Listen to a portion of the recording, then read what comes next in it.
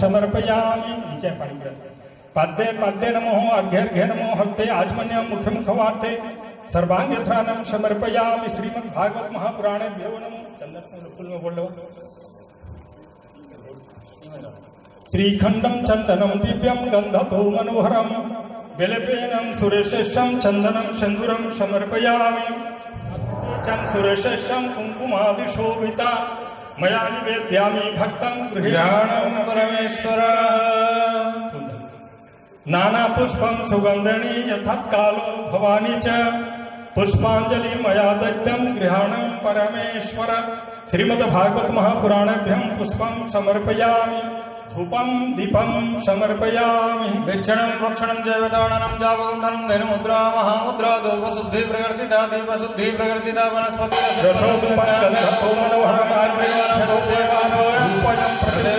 श्रीमद्भागवत महापुराणेभ्यो नमो केशते धूपं दीपं समर्पयामि शांते पृथ्वी शांति शांति शांति हरि ओम नाभ्यामासीदन्तरिक्षकं शिष्णोद्रव संवर्ततः पद्भ्यामूर्तिशास्त्रोत्र तथा लोकानकल्पयन् श्रीमन् श्री भागवत महापुराणाय नमः नैवेद्यं निवेदयामि नैवेद्यान्ते आचमन्यं सदा नमः मंत्र पुष्पांजलि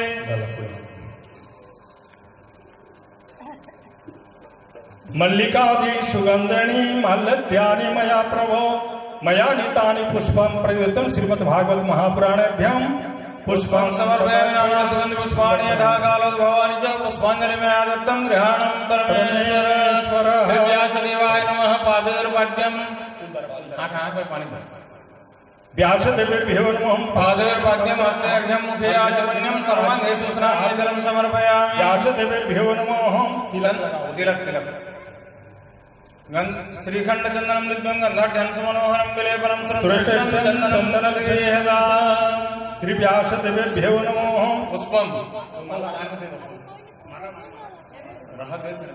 व्यासदेवाय नमः पुष्पं समर्पयामि मल्लिकादि सुगंधनी माल्यद्यानि मया नीतानि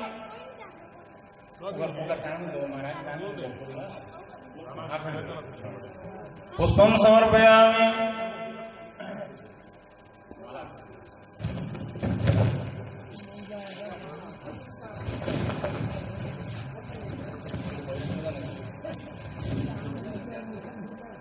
व्यासदेवाय नमः धूपमाघ्रापयामि दीपं दर्शयामि श्रीमन् श्री व्यासदेवाय नमः धूपदीपं समर्पयामि धूपदीपान्ते आचमन्यं सदा नमः मल्यादिनी सुगंधनी मालत्यादिनी वे प्रभो मया अर्चितानि पुष्पाणि पुष्पोऽयं प्रतिगृह्यताम् श्रीमन् व्यासदेवाय नमः टोपिकां निवेदयामि श्री व्यासदेवाय ब्राह्मणिताय च जगद्धिताय कृष्णाय गोविंदाय नमो नमः।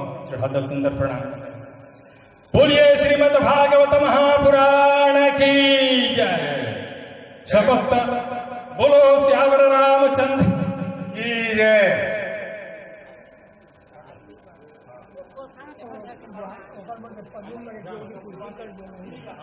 श्री राधे जय जय श्री राधे।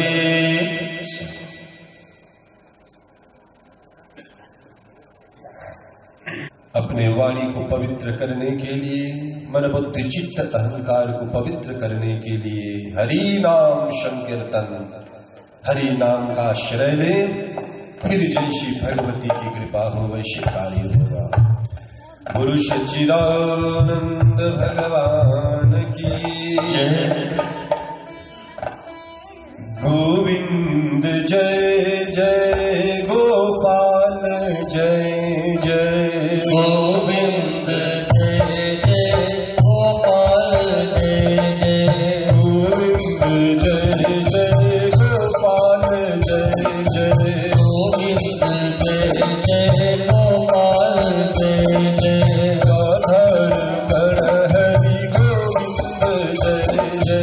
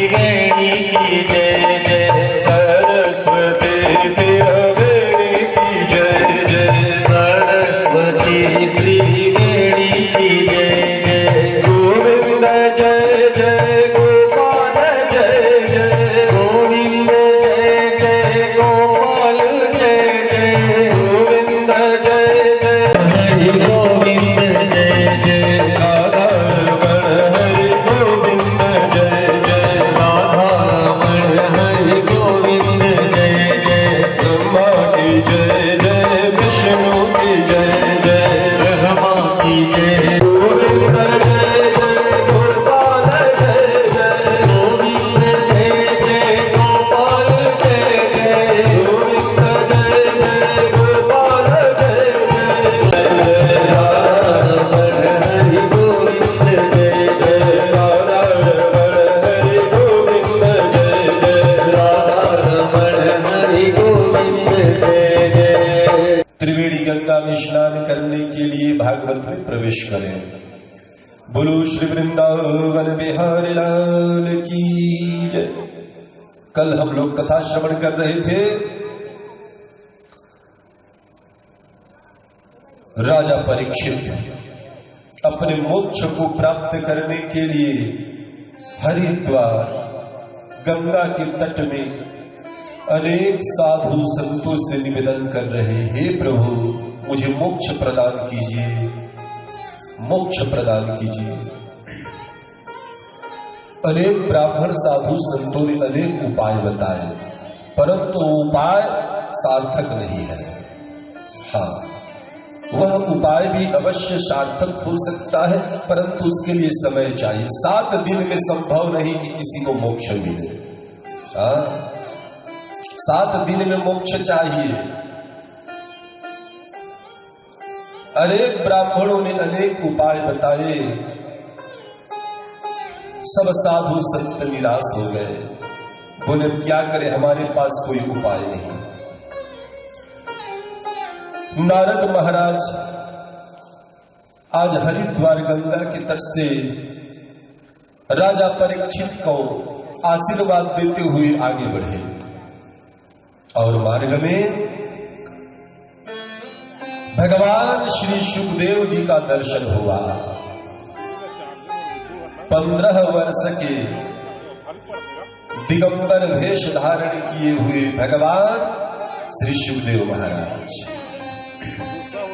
इनकी कथा हम कल श्रवण कर चुके हैं। भगवान सुखदेव मार्ग में जा रहे हैं और नारद जी उनको देख करके उनको रोके और बोले कि हे महात्मन, हे भगवान, थोड़ा रुकिए। सुखदेव भगवान रुके। नारद महाराज उनको प्रणाम किए और नारद महाराज हाथ जोड़े हुए निवेदन किए कि हे भगवान, राजा परीक्षित अपने मृत्यु की प्रतीक्षा में गंगा के तट में हरिद्वार में विराजित है। हे प्रभु, उनको श्राप है श्रृंग ऋषि का। 7 दिन में तक्षक नाग काटेगा, मरण होगा। और इतने बड़े भारतवर्ष के राजा, एकांत चक्रवर्ती सम्राट, धर्म सम्राट है, यदि राजा परीक्षित मर गया ना, लोग धर्म कर्म करना छोड़ देंगे। हे प्रभु, ऐसा कोई उपाय आप बताइए जिनके द्वारा राजा परीक्षित को 7 दिन में मोक्ष मिल जाए। भगवान सुखदेव ने कहा, हे नारद, राजा परीक्षित को स्वर्ग मिले चाहे नरक मिले, उसका उद्धार हो चाहे ना हो, हमें क्या लेना देना राजा परीक्षित से। नारद ने कहा, प्रभु सुनिए, एक ग्राम में एक अंधा जा रहा था। ये कौन बोल रहे? नारद जी। किनको बोल रहे? सुखदेव भगवान को। नारद ने कहा, हे प्रभु, एक ग्राम में एक अंधा जा रहा था बीच बस्ती में एक कुआं था। कुएं के अगल बगल ग्राम के लोग बैठे हुए थे। उस अंधा को दिखाई नहीं देता। जाते जाते वह कुएं के अंदर गिर करके मर गया। नारद ने पूछा, हे प्रभु सुखदेव, बताइए किसकी गलती है?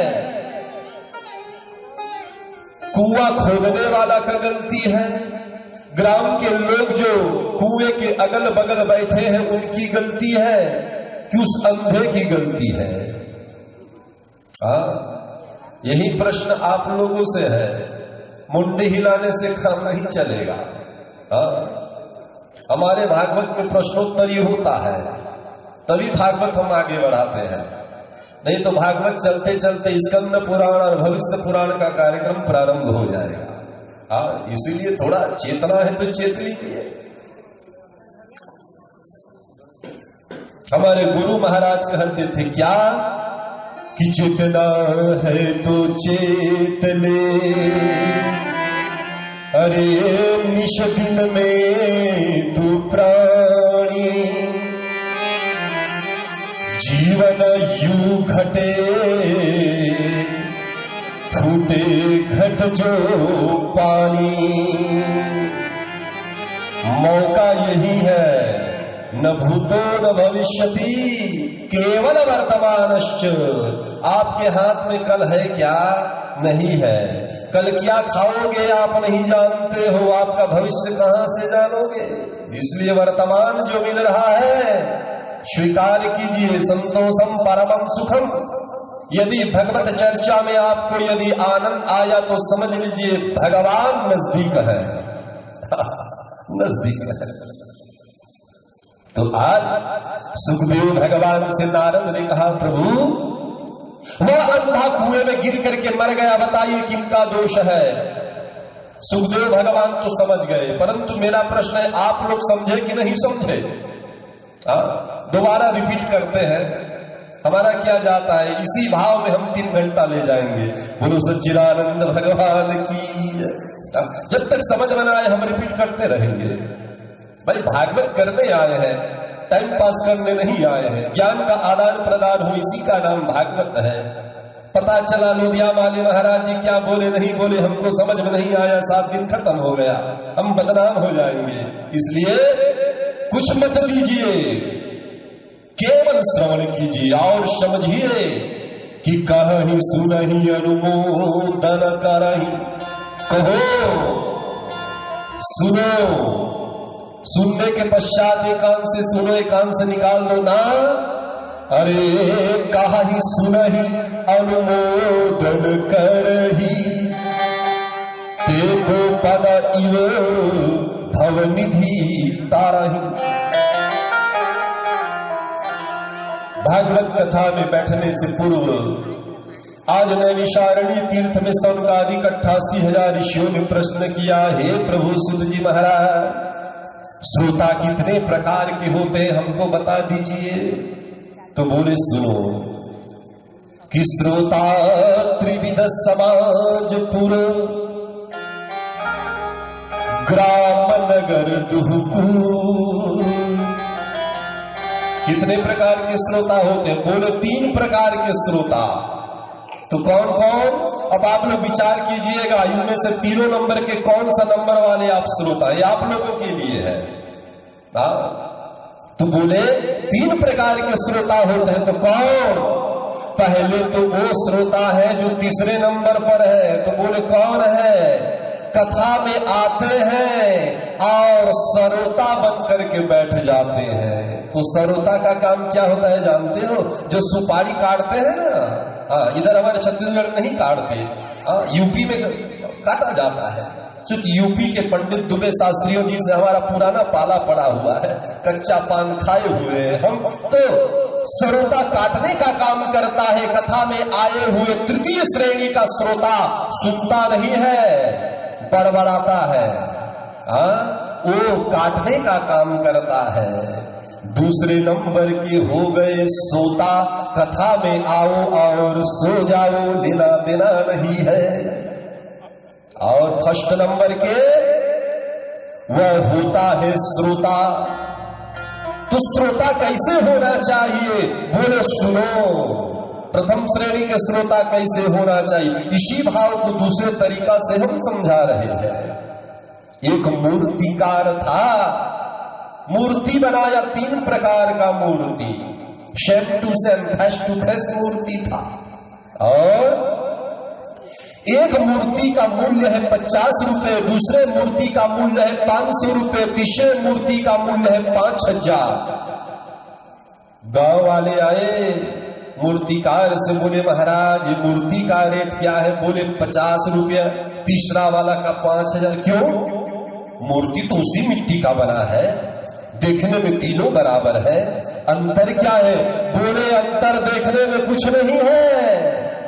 तो क्या है? बोले समझने में अंतर है। तो कैसे समझना चाहिए? सुनो, 50 रुपया वाले मूर्ति का भाव सुनो। मूर्ति के पास मूर्तिकार आया, ग्राम वाले आए, बोलो 50 रुपए का मूर्ति क्यों है सस्ता इतना? तो बोले सुनो, और एक रस्सी को 50 रुपये के मूर्ति के कर्ण के अंदर घुसा दिए और वह रस्सी मुख से बाहर निकल गया। तो मूर्तिकार ने कहा देखो इसका रेट है 50 रुपया। ये जो भी सुनता है बराबर बोल देता है, मुंह से निकाल देता है, इसको सुनने लेने देने कुछ मतलब नहीं है। इसका मूल्य सबसे कम है। जो श्रोता है ना, ये 50 रुपया वाला मूर्ति है। दूसरे नंबर का मूर्ति 500 का है। एक कर्ण से रस्सी घुसाए, दूसरे कान से निकल गया, इसको भी लेना देना नहीं। इस कान से सुनता है, इस कान से निकाल देता है, कम से कम कान के अंदर में तो घुसता है ना। तीसरे नंबर के मूर्ति का रेट है 5000। क्यों? तो बोले आओ जाते हैं।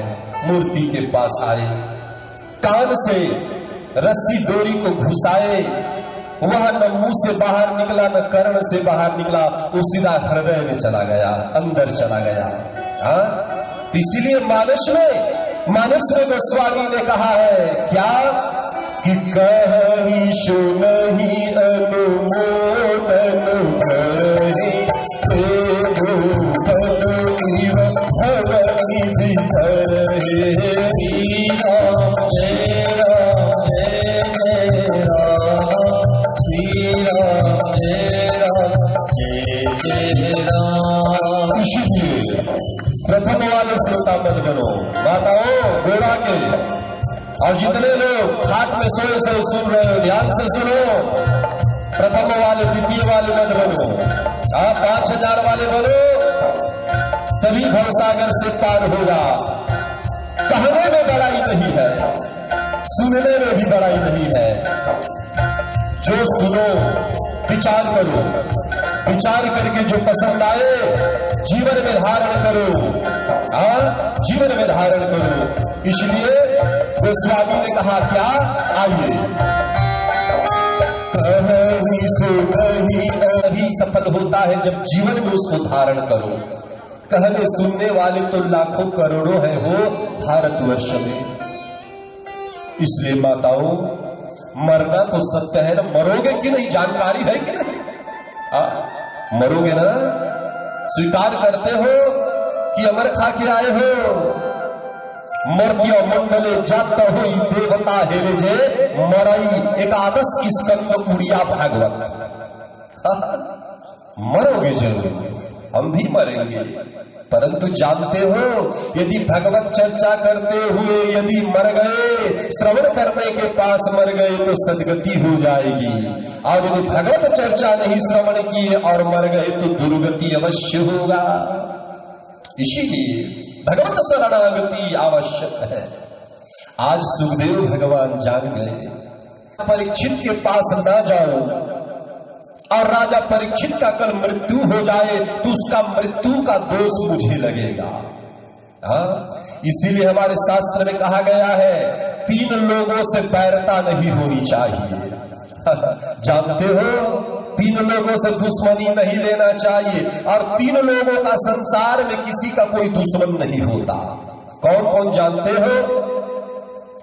कि सचिव वैद गुरु तीनि जो प्रिय बोलहि भय आस। राज धर्माकारा तीनि कर होय बेगी नाम। पहला है सचिव। सचिव माने सलाहकार मंत्री। यदि मंत्री सलाहकार सचिव यदि गलत जानकारी दे, गलत मार्ग प्रशस्त करे, राजा का मंत्री यदि राजा को गलत मार्ग प्रशस्त करे तो राजा का विनाश अवश्य हो जाएगा। और अभी वर्तमान के जितने सचिव हैं ये सचिव तो राजाओं के लिए था, परंतु कलियुग चल रहा है तो भाव बदल गया। अभी के जितने पंचायत वाले सचिव हैं, माताओं को 1-1 रुपया मिलेगा और गलत इंफॉर्मेशन यदि सचिव लिख के दे दे, आपका नाम आधार लिंक से कट जाए तो नुकसान किसका है? आप लोगों का। इसलिए सचिव को भी माई बाप बना के चलो, बैरता नहीं होनी चाहिए, भाव है। दूसरे नंबर, अरे सचिव वैद, वैद माने डॉक्टर। डॉक्टर का कोई दुश्मन नहीं होता। और यदि डॉक्टर से आप दुश्मनी कर रहे हो, कहीं आपको इंजेक्शन देने के लिए आए, सर्दी बुखार पकड़ा है, कहीं जहर का इंजेक्शन डाल दे तो राम नाम सत्य है। किसका नुकसान है? हमारी लोगों का नुकसान। इसलिए उनको भी माई बाप बना के चलो।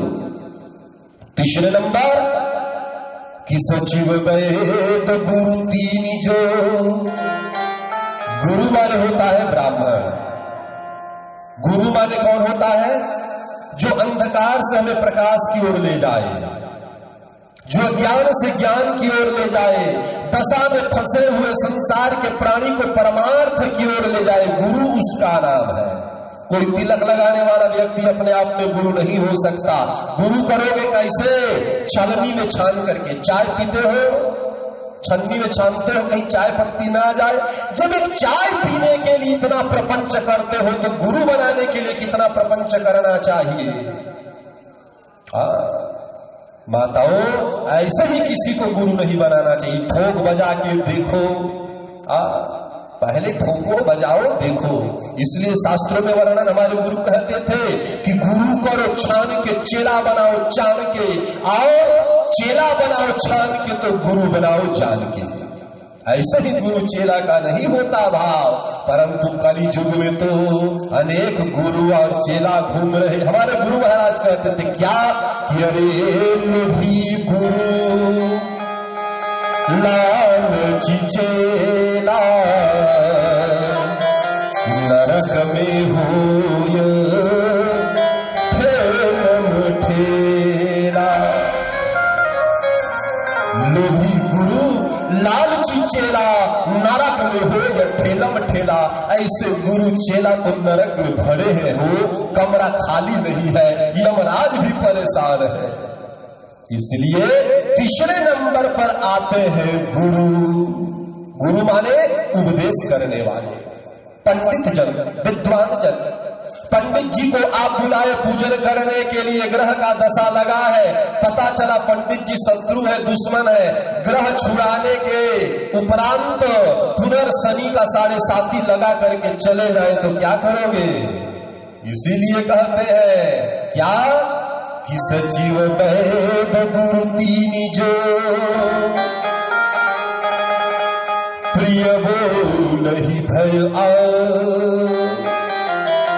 राज धर्माकारा तीनि कर होय बेगी नास।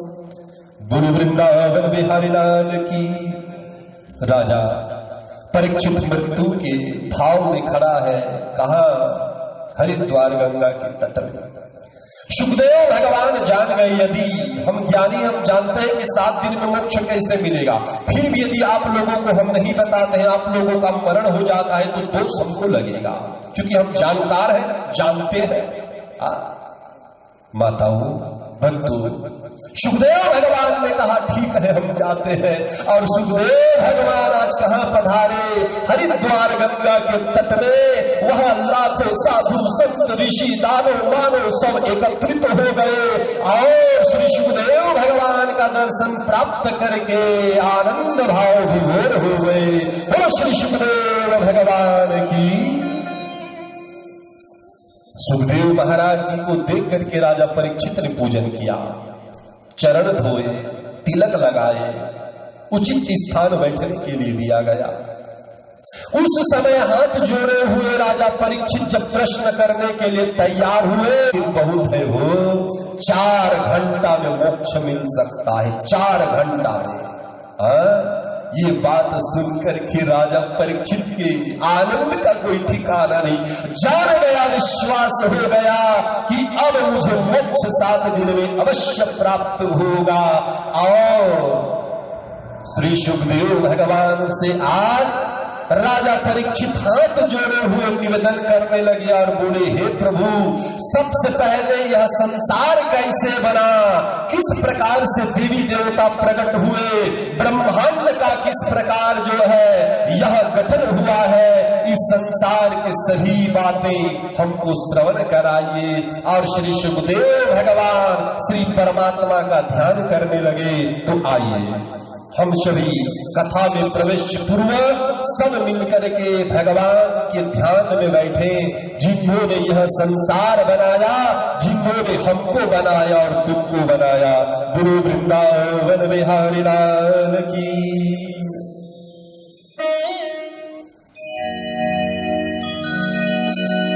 इसी धरा से शरीर पाए, इसी धरा में फिर सब समाए, है सत्य नियम यही धरा का, एक आ रहे हैं एक जा रहे हैं। रचा है सृष्टि को जिस प्रभु ने, वही सृष्टि चला रहे हैं। रचा है सृष्टि को जिस प्रभु ने, वही सृष्टि चला रहे हैं। रचा है सृष्टि को जिस प्रभु ने, वही सृष्टि चला रहे हैं।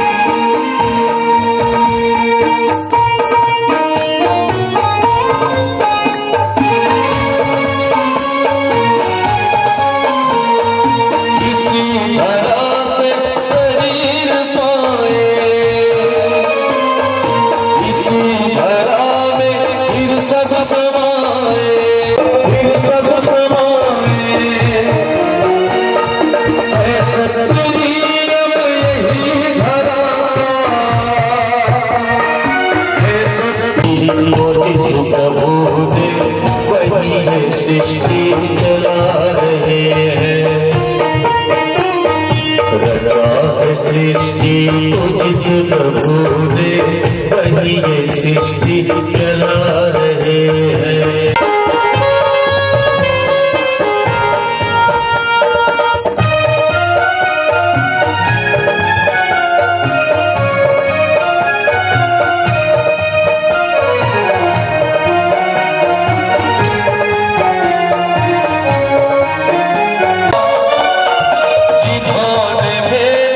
जगत में जाना तय कर लिया, लग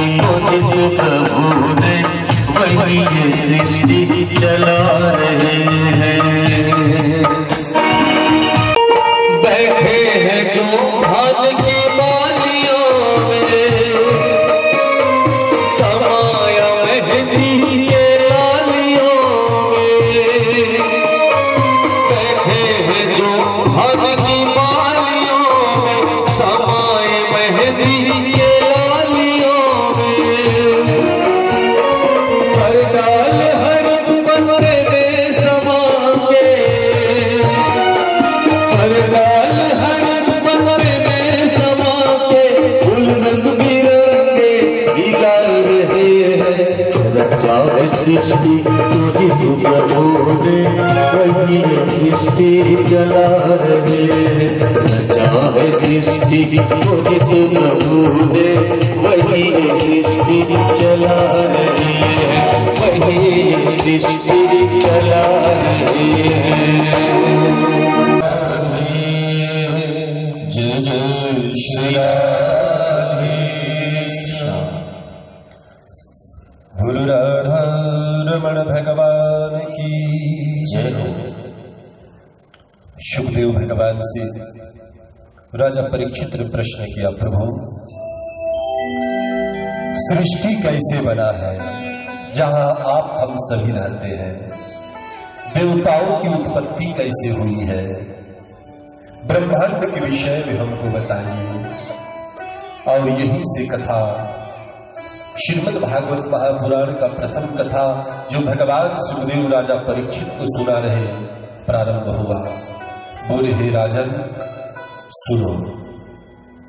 पूर्व काल में जब पूरे ब्रह्मांड में केवल जल ही जल था, कहीं कोई पृथ्वी नहीं थी, वृक्ष नहीं था, जीव जंतु नहीं थे, देवी देवता नहीं थे, किसी का अस्तित्व नहीं था संसार में, उस समय केवल और केवल भगवान श्री नारायण शेषनाग के ऊपर लेटे हुए थे और भगवान के मन में भाव आया कि हम सृष्टि उत्पन्न करें। और भगवान सोए हुए विचार कर रहे, उसी समय कि शांताकारं भुजगशयनं शांताकारं भुजगशयनं पद्मनाभं सुरेशम।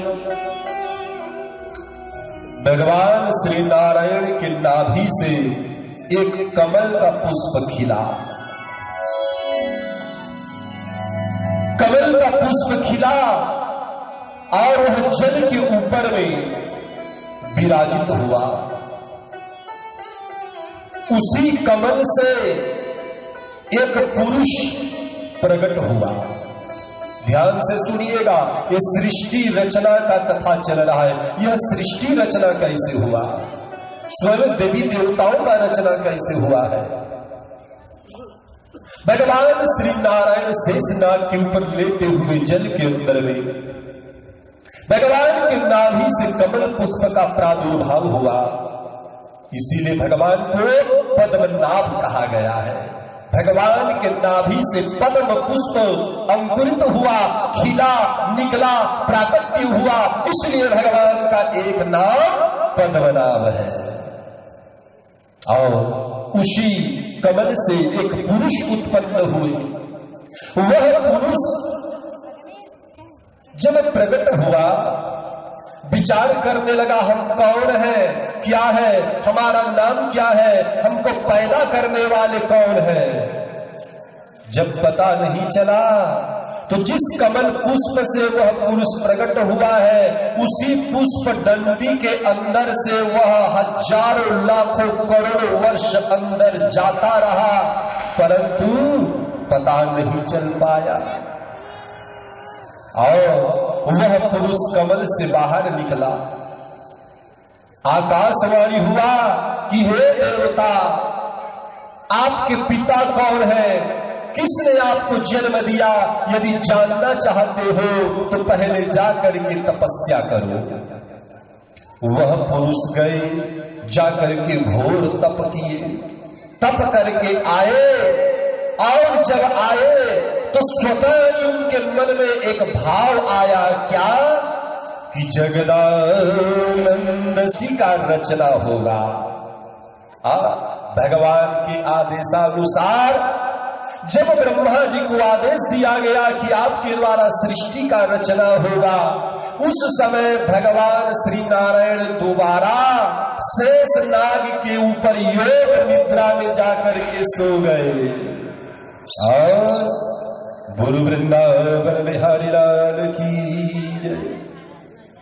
जब इस प्रकार से भगवान दोबारा जब योग निद्रा में सो गए तो भगवान के कारण के मैल से सबसे प्रथम सृष्टि में 2 राक्षस प्रकट हुए, जिनका नाम है मधु और कैटभ।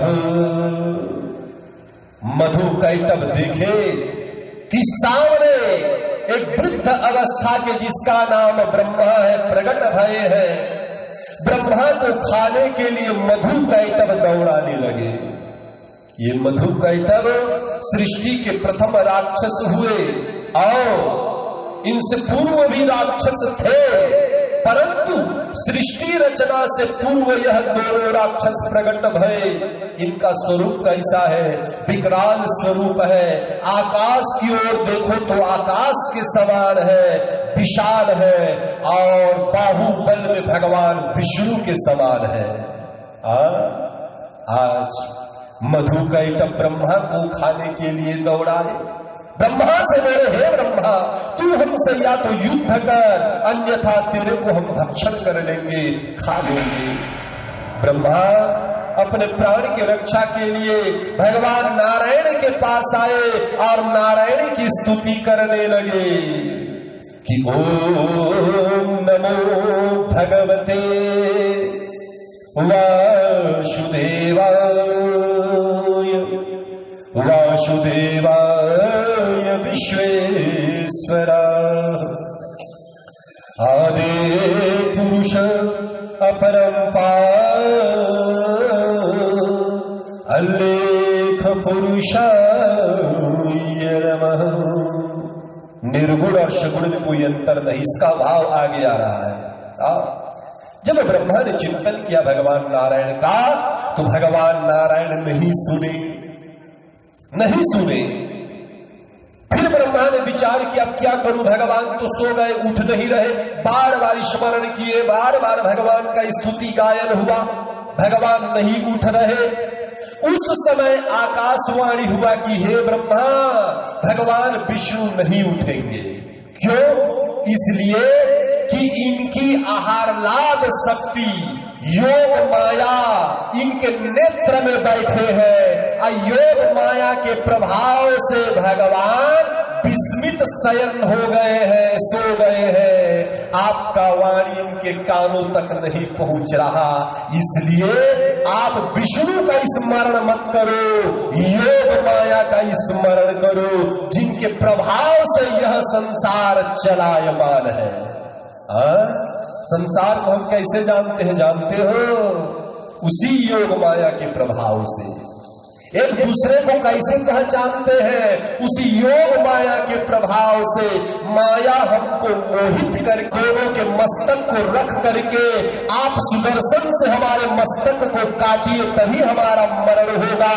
सुन करके भगवान विष्णु ने विशाल रूप धारण किए और अपने जंघा में मधु कैटभ को लिटा दिए। क्योंकि भगवान का जंघा सूखा था, भगवान जल से ऊपर आ गए। क्योंकि पूरे ब्रह्मांड में जल ही जल है, कहीं थल नहीं है। भगवान का जंघा सूखा था, मधु कैटभ को लिटा दिए। सुदर्शन चक्र से मधु और कैटभ को भगवान ने उनके मस्तक को काटा और इस तरह मधु कैटभ का मरण हुआ।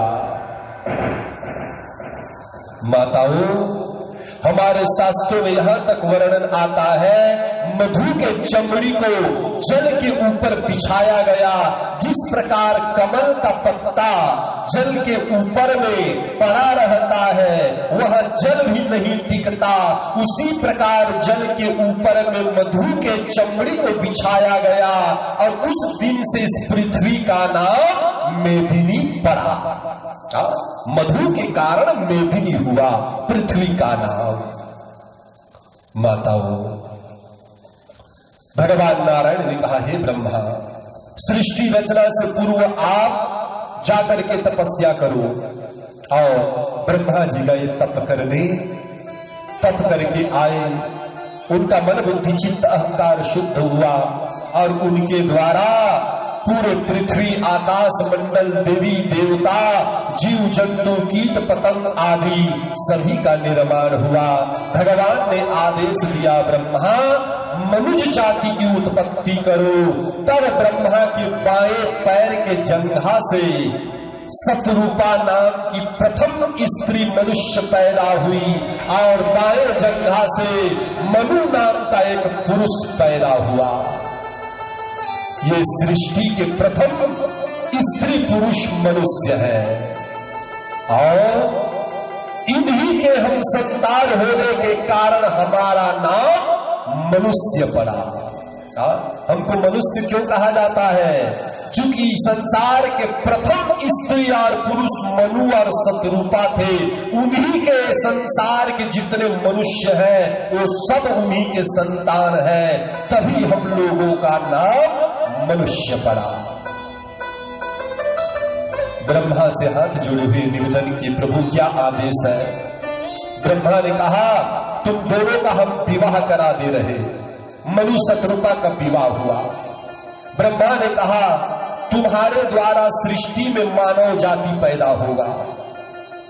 मानव जाति, देखिए दो प्रकार की सृष्टि है। मनुष्य पैदा होने से पहले ब्रह्मा ने मानसिक सृष्टि का निर्माण किया। मनुष्य जाति पैदा होने से पहले ब्रह्मा ने मानसिक सृष्टि पैदा किए। ये मानसिक सृष्टि होता कैसे है? ब्रह्मा मन में स्मरण किए, प्रकट हो गए, इसी का नाम मानसिक सृष्टि है। और मनुष्य पैदा होने के पश्चात मैथुनी सृष्टि संसार में प्रारंभ हुआ। ये दो प्रकार की सृष्टि संसार में विराजित हुआ। भक्तों, ब्रह्मा ने कहा, हे मनु शतरूपा, तुम जाकर के सबसे पहले तपस्या करो, इसके पश्चात मनुष्य जाति पैदा करना।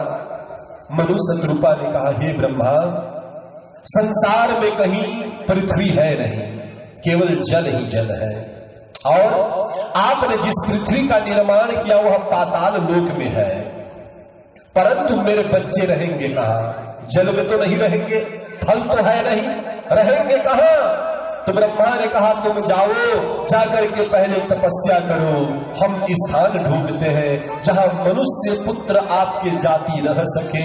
और स्वयंभू मनु और शतरूपा तप करने को चले गए। इधर ब्रह्मा ने नारायण का चिंतन किए। उसी समय ब्रह्मा को छींक आई। उसी समय छींक आई और ब्रह्मा के नाक से मच्छर के समान एक सूकर वाराह प्रकट हुए, नाक से प्रकट हुए। ब्रह्मा हाथ में कमल पकड़े हैं, कमल में गिरे और कमल से उछाल लगाते हुए विशाल समुद्र में जाकर के कूद पड़े। विशाल रूप धारण किए भगवान वाराह जल के अंदर गए। वहां हिरण्याक्ष नाम का एक राक्षस पृथ्वी को पाताल लोक में छिपा करके रखा है। भगवान बारह दोनों दांतों से उस पृथ्वी को उठा के ला रहे थे।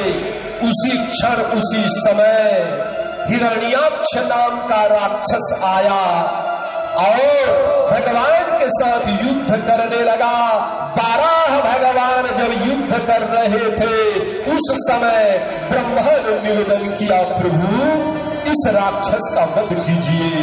तब बारह भगवान ने हिरण्याक्ष नाम के राक्षस का वध करके पृथ्वी को पाताल से ला करके जल के ऊपर में स्थापित किए और सभी देवी देवता भगवान का जय जयकार करने लगे। बोले श्री बारह देव भगवान की जय हो।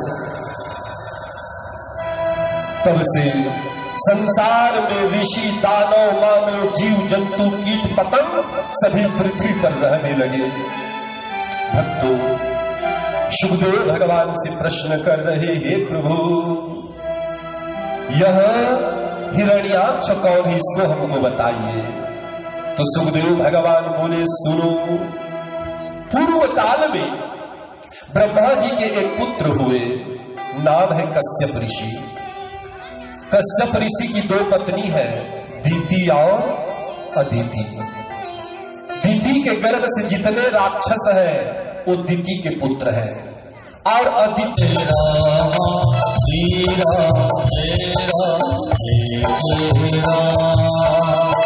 द्वारपाल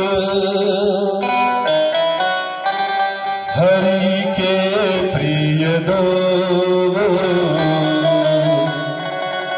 जय और विजय जान सबको।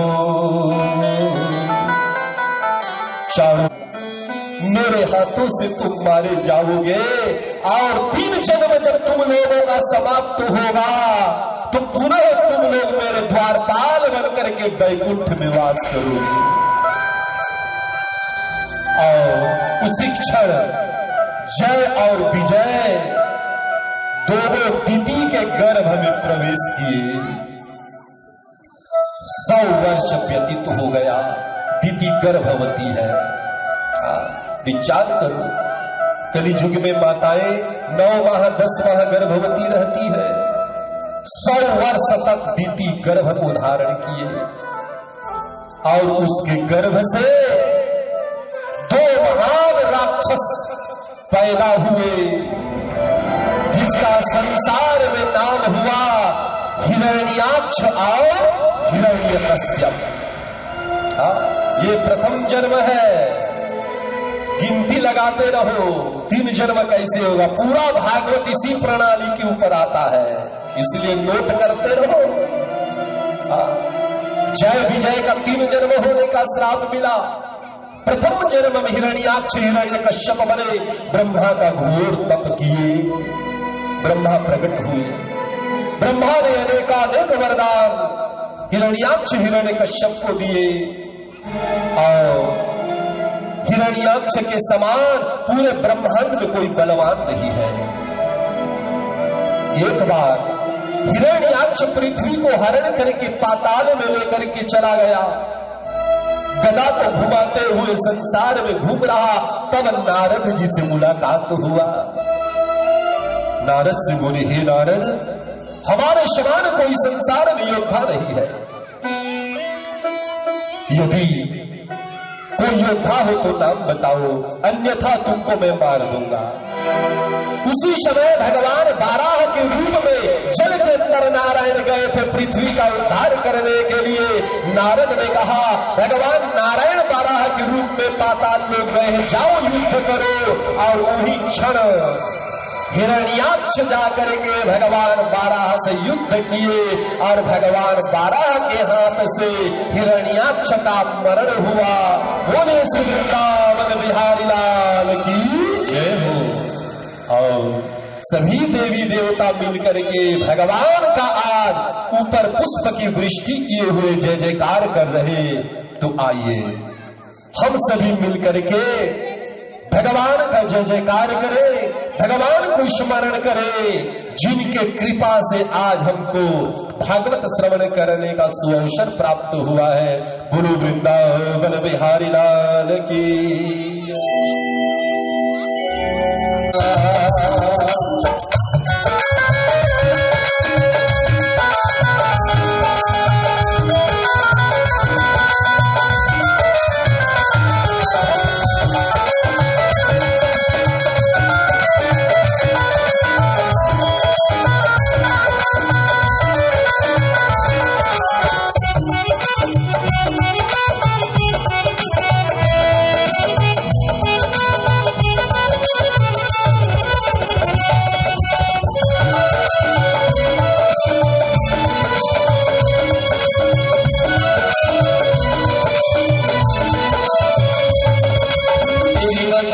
से पहले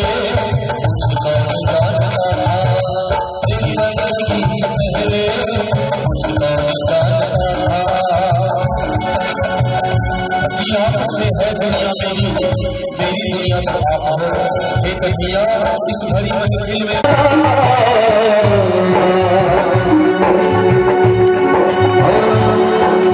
तेरी याद ने बना दी, तेरी याद ने बना दी जिंदगी का फसाना हो।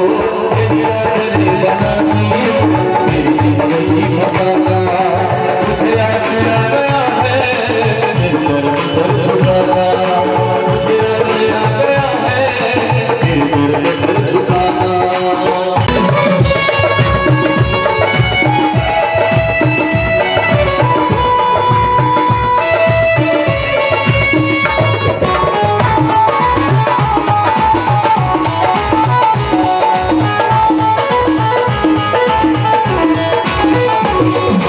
दुनिया की ठोकरों से आया मैं तेरे द्वारे। दुनिया की ठोकरों से मैं आया तेरे द्वारे। मेरी जिंदगी की आरज़ू, मेरी तमन्ना आप हो। आप हो दिल पर मेरे कन्हैया, मेरा तो रहे गुजर आप हो। अब कहाँ जाऊं कन्हैया तेरे दर को छोड़ के। सुंदर हो कन्हैया, मेरा तो सब कुछ आप हो। दुनिया की ठोकरों से आया मैं तेरे द्वारे। दुनिया की ठोकरों से आया मैं तेरे द्वारे। तेरे दर पे सर झुकाना, मुझे आस आया है तेरे दर पे सर झुकाना। मुझे आस आया है तेरे दर पे सर झुकाना। बोलिए बाबा बिहारी लाल की। एक बार सभी लोग हाथों हाथ बड़े बड़े हो हाथ बैठे और जोर से और जोर से और दोनों गोला को लोग करना है। नहीं बनेगा, सॉरी बुला गए हैं। एक बार जोर से मुंह खोल के और ताकत लगा के राधे नाम का सहारा लेना है। जय जय श्री राधे। अब आप सबकी बारी। जय जय श्री राधे। क्या बात है, एक बार फिर से मेरे साथ जय जय श्री राधे। धन्यवाद। बोलो राधा रमण भगवान की जय। सेठ उस ग्राम में दुकान चलाते थे और उनकी जो पत्नी थी सेठानी बहुत ही धर्मात्मा थी, धार्मिक प्रवृत्ति की थी।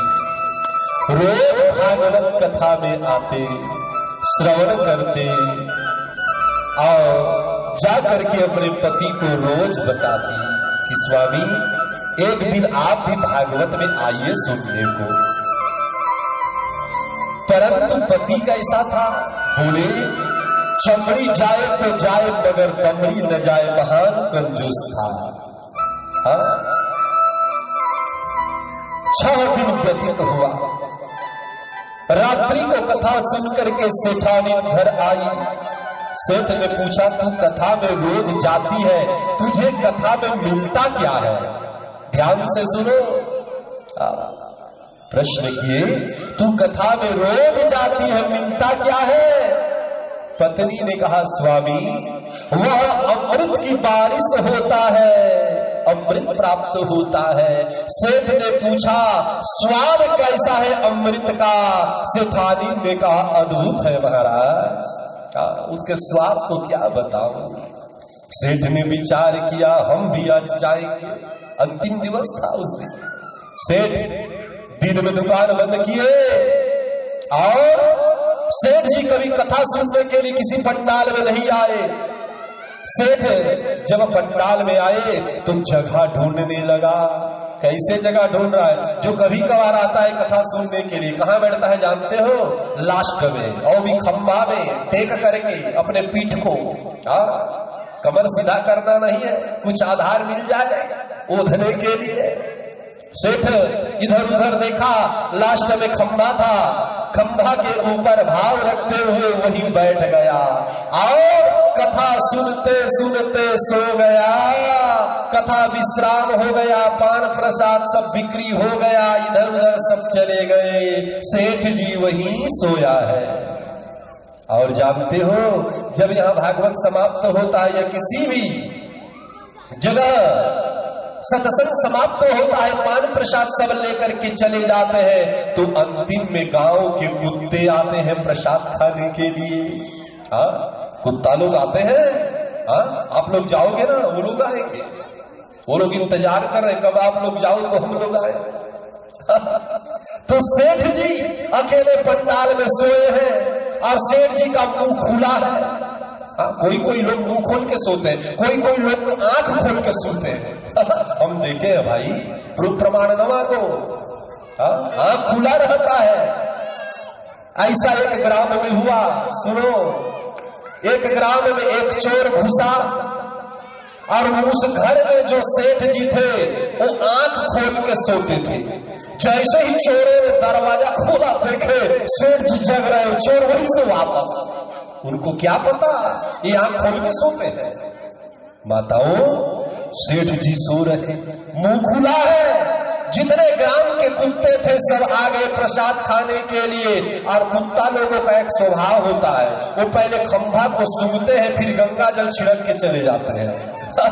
तो सेठ जी जिस खंभे पर सोए हैं, मुंह को आ फाड़ करके खुला करके, कुत्ते लोग उसी के मुंह में गंगा जल छिड़क दिए, वहां से चले गए। अचानक सेठ का नींद उचट गया, सेठ उस अमृत को पीने लगा। चूंकि सेठानी बोली थी अमृत मिलता है, परंतु सेठ को टेस्ट थोड़ा अजीब लगा। अजीब लगा। सेठ विचार किया कि पत्नी तो रोज बोलती थी अमृत मिलता है, मिल तो गया, टेस्ट थोड़ा नमकीन नमकीन लग रहा है।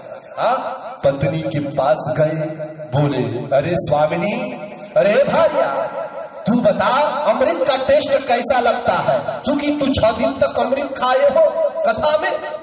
बोले, मीठा मीठा तो लगता है महाराज। परंतु सेठ ने कहा, हमको क्यों थोड़ा अजीब लग रहा है, हमको भी अमृत मिला। सेठानी ने पूछा, आपको जब अमृत मिला वहां कौन कौन लोग थे? बोले, एक लोग भी नहीं थे, सब लोग घर चले गए थे, हम तो सो गए थे कथा के बीच में, सोए सोए हमको अमृत मुंह में डाल दिए, हम पान किए, थोड़ा सा अजीब लगा। सेठानी समझ गई ये कुत्ता वाला अमृत है, ये कथा अमृत वाला नहीं है। हाँ, इसीलिए सावधान होकर के कथा श्रवण करना चाहिए, कहीं आप लोग भी ना सो जाओ। बोलो वृंदावन बिहारी लाल की आज।